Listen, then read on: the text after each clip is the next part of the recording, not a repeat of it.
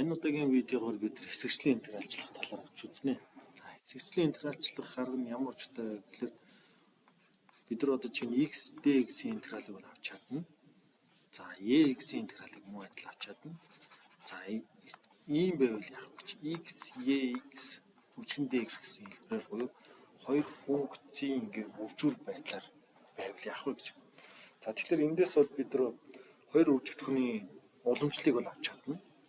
За юу болох вэ гэхээр uv гэсэн функцийн үржирийн уламжлалыг бол үүнтэй төстэйгээр яаж хийх вэ гэхээр энүүний хэдүүлээ өөрчлөлттэй авч үзье.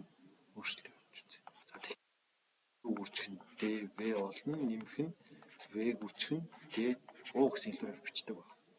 За хоёр талаас нь интегралчлая.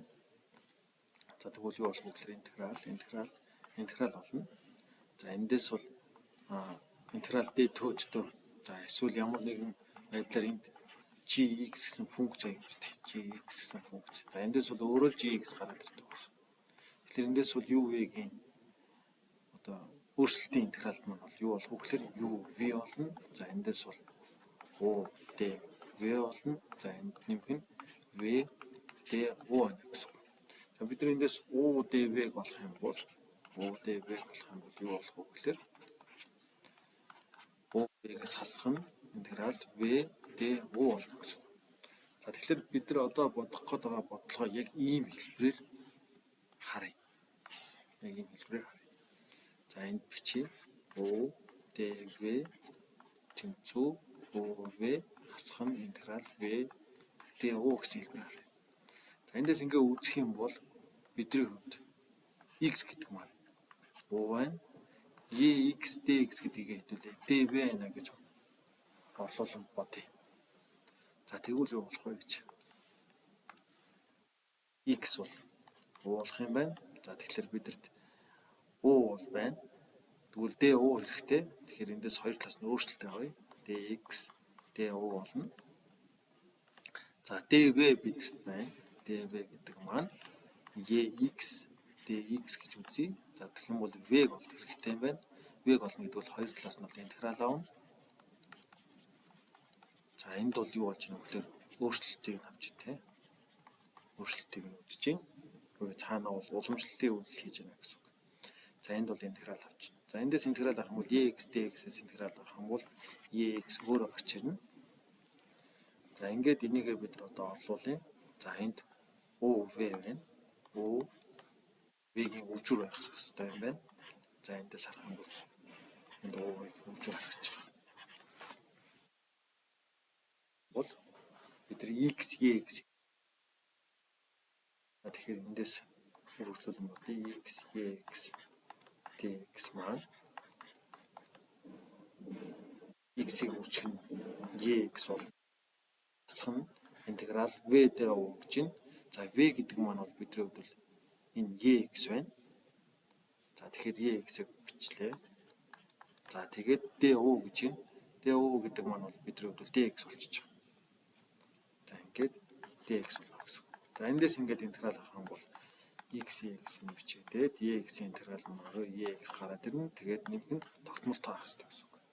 Тэгэхээр x-ээс интеграл авах юм бол ийм хариу гарч ирнэ гэсэн үг. Энэ хэсэгчлийн интегралчлах аргыг ашиглаад бодвол. За эндээс хэдүүлээ зөв бодсон уу гэж шалгахын тулд уламжлал авч шалгая. x нэмэх нь c гэдгээс уламжлал. Тэгэхээр бидний хариу гарах хэрэгтэй байгаа. За энд уламжлал авахд бол энд бол үржирийн функц байна. Тэгэхээр x-ийг уламжлал аваад x-ээр үржүүлнэ. Нэмэх нь x-ийг нь хэвээр нь бичээд x-ээс нь уламжлал авна. За тэгээ хасах нь x-ээс нь уламжлал авна. Нэмэх нь c-ийн уламжлал. За ингэж болно гэсэн. За тэгэхээр эндээс уламжлал авах юм бол x-ийн уламжлал бол 1 болчихно. Тэгэхээр 1-ийг x-ээр үржүүлэхэд x. За x-ийн уламжлал маань бол x. Тэгэхээр x-ийг үржих нь x. Хасах x-ээс уламжлал авах нь хасах x. Тогтмол тооны уламжлал тэг байна. Ясны тогтмол тоо бол өөрчлөгдөхгүй гэсэн утгасаа байна. За тэгээд энэ хоёр хураагчих юм бол юу гарч ирж байна вэ гэхээр x гарч ирж байна гэсэн. Тэгэхээр бидний хариулт бол яаж юм гараад ирж байна гэсэн үг. За ингээд ерөнхийдөө авсан интегралаа зөв байна уу гэдгээ бодож шалгаж болох нэ. За яг энэ аргыг дахиад нэг жишээн дээр ашиглая. За дараагийн бодлого нь бол юу вэ гэхээр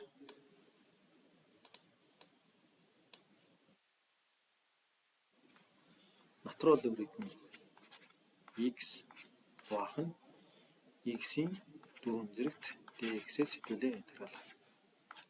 За энийг ямар хэлбэртэй бичих ёстой вэ гэхээр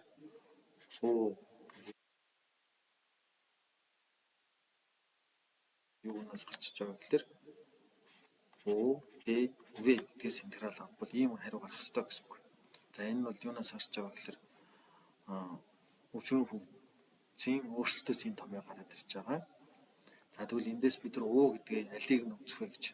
За энийг би гэж үзье.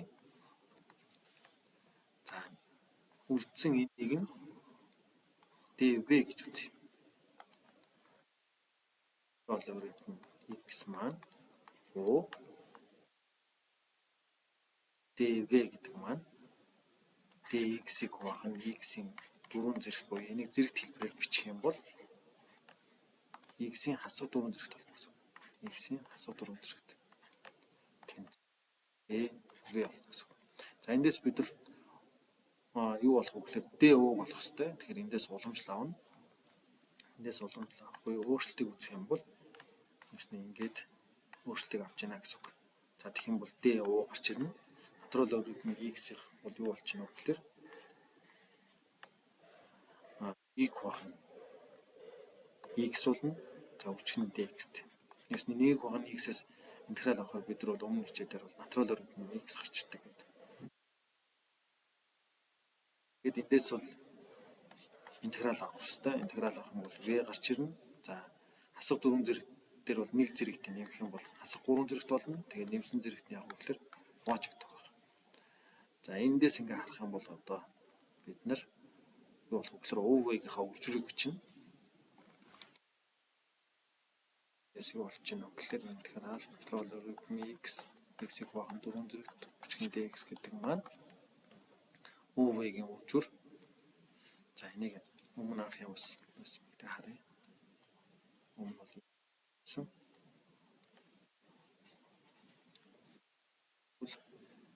O маань логарифм x.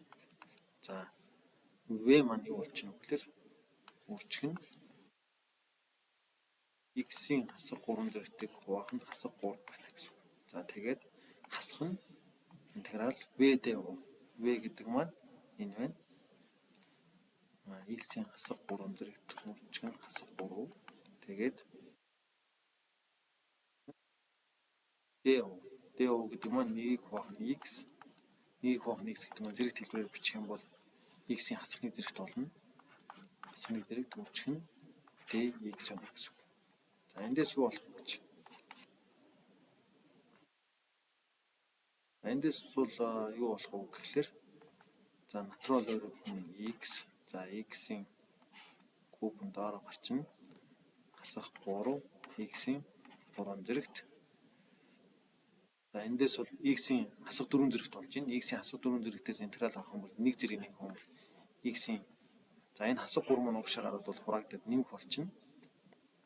Ясны 3. Тэгээд x-ийн 4 зэрэгтээс интеграл авах юм бол хасах 4-өөс интеграл авах юм бол нэг нэмж өгнө. Нэг нэмэх юм бол юу болох вэ гэхээр хасах 3 болж өгнө. Хасах 3 болж өгнө. Тэгээд хасах 3-т нь үржүүлж өгнө. Нэмсэн зэрэгт нь яах вэ гэхээр хувааж өгдөг. За энэ тэгээд нэмэх нь зэ.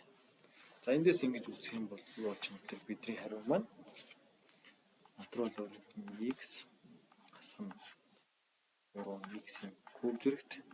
За хасах нь x-ийн куб гэдэг маань энд нэг болно. 9 x-ийн нэмэх нь c гэсэн хэлбэртэй гарч иж байна гэсэн үг. За эндээс бид нэр эргүүлээд уламжлал аваад энийг бас яг шалгаж үзэж болно.